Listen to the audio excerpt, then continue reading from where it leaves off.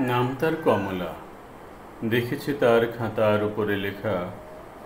সে চলেছিল ট্রামে, তার ভাইকে নিয়ে কলেজের রাস্তায়। আমি ছিলাম পেছনের বেঞ্চিতে। মুখের একপাশের নিটোল রেখাটি দেখা যায়, আর ঘাড়ের উপর কোমল চুলগুলি খোঁপার নিচে। কোলে তার ছিল বই আর খাতা। যেখানে আমার নাম্বার সেখানে নামা হলো না। এখন থেকে সময়ের হিসাব করে বেরোই। সে হিসাব আমার কাজের সঙ্গে ঠিকটি মেলে না, প্রায় ঠিক মেলে ওদের বেরোবার সময়ের সঙ্গে। প্রায়ই হয় দেখা।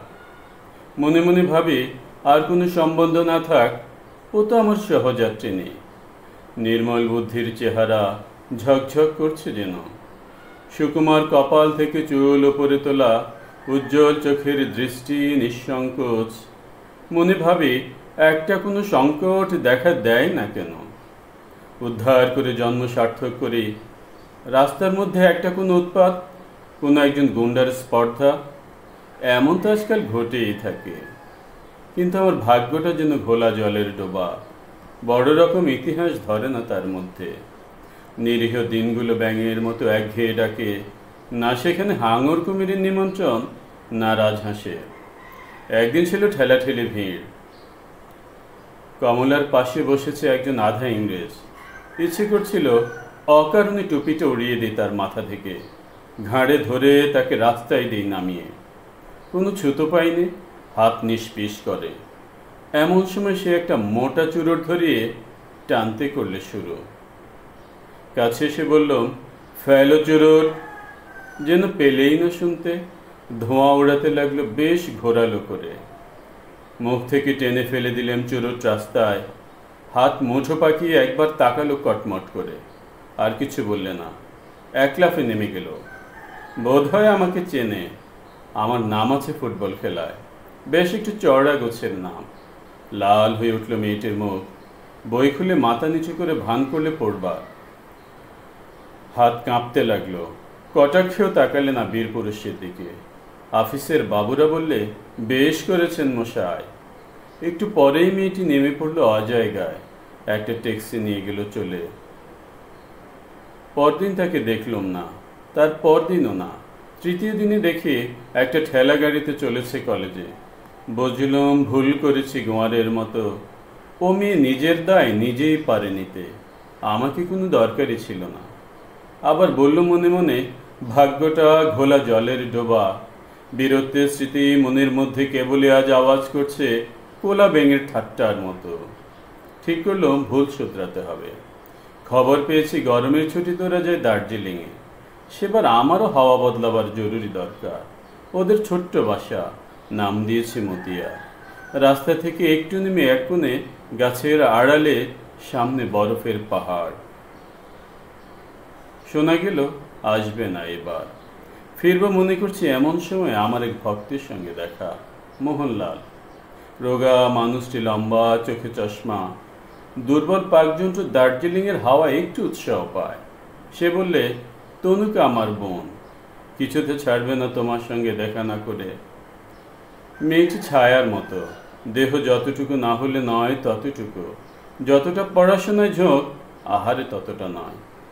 ফুটবলের সর্দারের পরে তাই এত অদ্ভুত ভক্তি। মনে করলে আলাপ করতে এসেছে সে আমার দুর্লভ দয়া। হায় রে ভাগ্যের খেলা।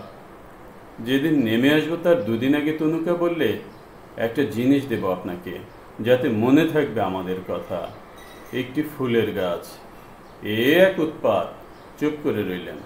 তনুকা বললে, দামি দুর্লভ গাছ, এদেশের মাটিতে অনেক যত্নে বাঁচে। জিজ্ঞেস করলাম, নামটা কি? সে বললে, ক্যামেলিয়া। চমক লাগলো। আর একটা নাম ঝলক দিয়ে উঠল মনের অন্ধকারে।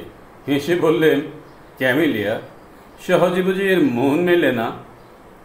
তনুকে কি বুঝলে জানি নে, হঠাৎ লজ্জা পেলে। খুশিও হলো। চললেম টপ শুদ্ধ গাছ নিয়ে। দেখাগুলো পার্শ্ববর্তী হিসাবে সহযাত্রিনীটি সহজ নয়। একটা দোকামরা গাড়িতে টপটাকে লুকুলেম নাবার ঘরে। থাকি ভ্রমণ বৃত্তান্ত, বাদ দেয়া যাক আর মাস কয়েকের তুচ্ছতা। পুজোর ছুটিতে প্রহসনের জবনিকে উঠল সাঁওতাল পরগনায়। জায়গাটা ছোট, নাম বলতে চাইনি। বায়ুবদলের বায়ুগ্রস্ত দল এই জায়গার খবর জানে না। কমলার মামা ছিলেন রেলের ইঞ্জিনিয়ার। এইখানে বাসা বেঁধেছেন শালবনের ছায়ায় কাঠবিড়ালিদের পাড়ায়। সেখানে নীল পাহাড় দেখা যায় দিগন্তে। অদূরে জলধারা চলেছে বালির মধ্যে দিয়ে। পলাশ বনে তসরের গুটি ধরেছে। মহিষ চড়ছে হর্তকি গাছের তলায়।